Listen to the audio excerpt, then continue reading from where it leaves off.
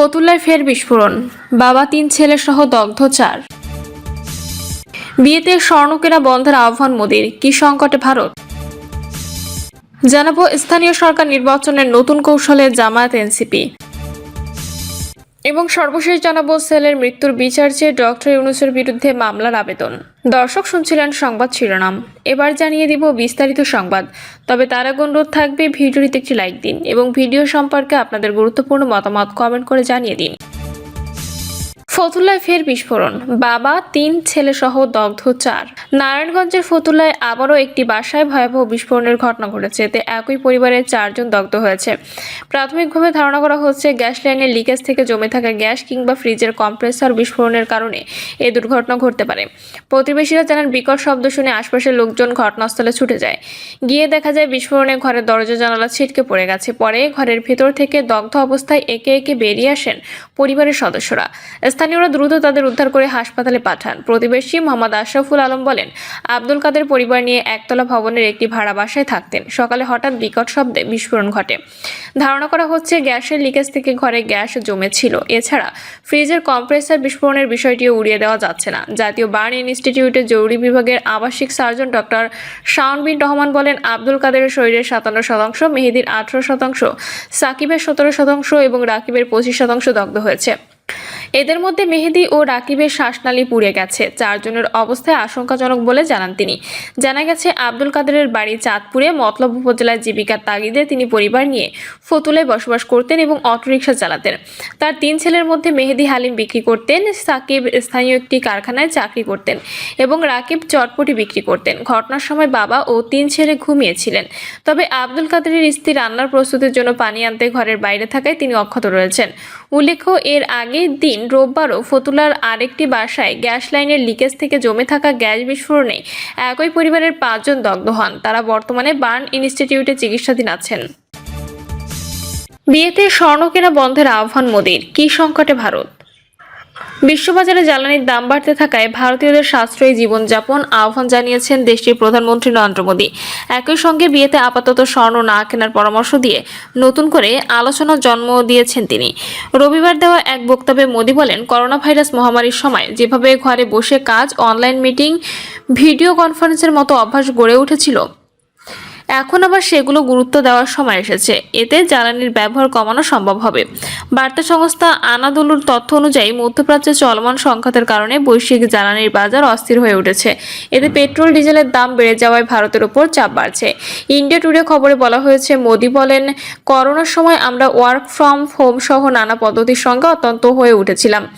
এখন জাতীয় স্বার্থে আবার সেই অভ্যাসগুলো চালু করা প্রয়োজন। গত ২৮শে ফেব্রুয়ারি যুক্তরাষ্ট্র ইসরায়েল ইরানের ওপর হামলা চালানোর পর মধ্যপ্রাচ্যে উত্তেজনা বাড়ে। এর জবাবে তেহরান পাল্টা হামলা চালালে পরিস্থিতি আরও জটিল হয়ে ওঠে।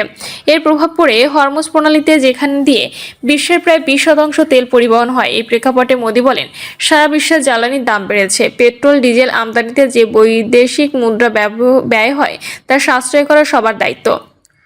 একই সঙ্গে তিনি বিয়েতে অন্তত ১ বছর স্বর্ণ না কেনার আহ্বান জানান। তার মতে এতে অপ্রয়োজনীয় ব্যয় কমানো সম্ভব হবে। এছাড়া ভোজ্য তেলের ব্যবহার কমানো এবং কৃষকদের রাসায়নিক সারের উপর নির্ভরতা কমানোর কথাও বলেন তিনি।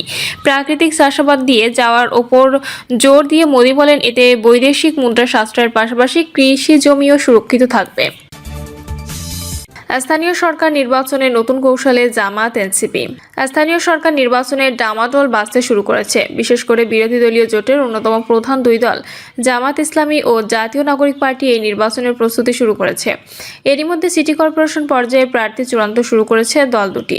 সমঝোতা করে জাতীয় সংসদ নির্বাচন করলে স্থানীয় সরকার নির্বাচনে দল দুটির প্রার্থী নির্বাচন নিয়ে মতবিরোধ প্রকাশ এসেছে। ঢাকা দক্ষিণ সিটি কর্পোরেশন ও নারায়ণগঞ্জ সিটি কর্পোরেশন সহ সারা দেশে বেশ কয়েকটি সিটি নির্বাচনের প্রার্থিতা নিয়ে দল দুটির দর কষাকষি চলছে।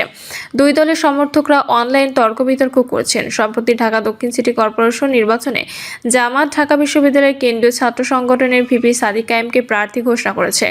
অন্যদিকে এনসিপি দলটির মুখপাত্র আসিফ মাহমুদকে প্রার্থী হিসেবে ঘোষণা করেছে। নারায়ণগঞ্জ সিটি নির্বাচন ২ দলের কেউ প্রার্থী ঘোষণা না করলেও জামায়াতের নারায়ণগঞ্জ মহানগরীর আমির ও শিবিরের সাবেক কেন্দ্রীয় সভাপতি আব্দুল জব্বার আলোচনায় রয়েছেন।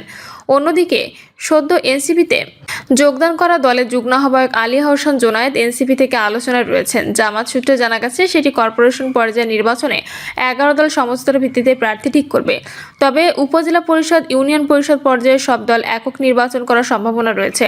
অন্তত ইউনিয়ন পরিষদ পর্যায়ে এককভাবে নির্বাচনের কথা জানিয়েছে এই সূত্র। এদিকে এনসিপি বর্তমানে সারা দেশে স্থানীয় সরকার নির্বাচনের প্রস্তুতি শুরু করছে। বিশেষ করে পৌর মেয়র, উপজেলা chairman, city corporation, ward councillor প্রার্থী কারা হবেন সেই হিসাব নিকাশ চলছে। সম্ভাব্য প্রার্থীরাও দৌড়ঝাঁপ শুরু করেছেন। এনসিপির একজন কেন্দ্রীয় যুগ্ম মুখ্য সমন্বয়ক বলেন, দেশের প্রায় অধিকাংশ সিটি কর্পোরেশন নির্বাচন মেয়র প্রার্থী চূড়ান্ত হয়েছে। সারা দেশে 600 উপজেলায় আমাদের প্রার্থী ঘোষণা করা হবে। তিনি বলেন, কেন্দ্রীয় সিদ্ধান্ত অনুযায়ী সিটি কর্পোরেশন মেয়র পদে জামাতের সঙ্গে বনিবনা হওয়ার সম্ভাবনা আছে। তবে ইউপি চেয়ারম্যান ও উপজেলা চেয়ারম্যান এই পদগুলোতে একক নির্বাচন করার জন্য দলের পরিকল্পনা রয়েছে।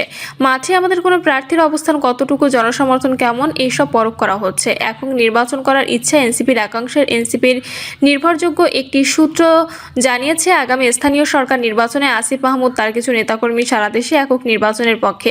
অন্যদিকে দলটির বৃহৎ অংশ চাচ্ছে জামাতের সঙ্গে জোট করে নির্বাচন করতে। এতে জাতীয় সংসদ নির্বাচনের মতো সুযোগ পাবেন না। সূত্র জানায়, একইভাবে জামাতের একটি অংশ চাচ্ছে একক নির্বাচন করতে। বিশেষ করে ঢাকা দক্ষিণ সিটি কর্পোরেশনের জামাতে সাদিক কায়েমকে প্রার্থী করার বিষয়ে অনড় থাকলে সমঝোতার ক্ষেত্রে তাদের ঢাকা উত্তর সিটি এনসিপিকে ছাড়তে হতে পারে। একইভাবে জামাতের তৃণমূল পর্যায়ের নেতারা চাচ্ছেন এককভাবে নির্বাচন করতে। এদিকে জামাত ও তাদের নারী বিভাগ স্থানীয় নির্বাচন নিয়ে প্রস্তুত হওয়ার কথা জানিয়েছেন। দলটি সারা দেশে প্রার্থীও চূড়ান্ত করছে। তবে সমঝোতার বিষয়ে দলীয়ভাবে আলোচনা চলছে বলে জানিয়েছে দলটির নেতারা। জামাতের কেন্দ্রীয় মজলিসে শুরার একজন সদস্য বলেন, ফ্যাসিবাদ বিরোধী আন্দোলনের পক্ষ শক্তি যারা আছে তারা একসঙ্গে থাকতে চায়। বর্তমানে দেশের স্বার্থে, মানুষের স্বার্থে গণভোটের রায় বাস্তবায়ন সহ আমরা 11 দলীয় জোট রাজপথে আন্দোলন করতে যাচ্ছি। জাতীয় নির্বাচনের মতো স্থানীয় নির্বাচনেও আমরা একসঙ্গে থাকতে চাই। তবে এক্ষেত্রে মাঠ পর্যায়ে আমাদের বোঝাপড়া চলছে। সিটি নির্বাচনে আমাদের সমঝোতা হোক, কিন্তু স্থানীয় সরকার নির্বাচনে সবাই নিজের অবস্থান জানান দিতে চাই। এনসিপি তাদের অবস্থার পরীক্ষা করতে চায় এককভাবে।